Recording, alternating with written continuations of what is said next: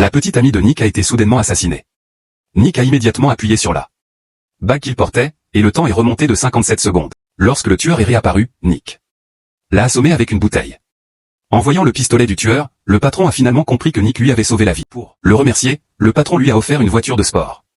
Ensuite, le patron l'a emmené dans un bar. Après avoir bu 2 verres, Nick a commencé à se sentir étourdi, puis il a été conduit dans une salle privée. Pendant que le patron filmait secrètement toute la salle, quand Nick a repris connaissance, il a compris qu'il avait été drogué, et il est parti précipitamment.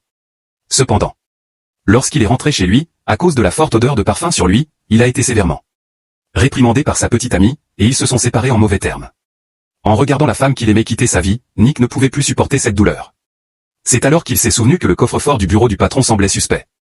Le lendemain, il a utilisé le pouvoir de la bague pour récupérer le contenu du coffre-fort. À l'intérieur se trouvaient toutes les preuves des crimes du patron. Ces preuves étaient suffisantes pour faire tomber le patron définitivement. Il a donc immédiatement contacté un ami proche travaillant à la télévision.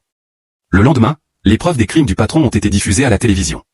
Pendant ce temps, Nick a commencé à préparer ses affaires pour aller se cacher. Mais avant même de pouvoir agir, il a été frappé avec un objet contondant, et a perdu connaissance.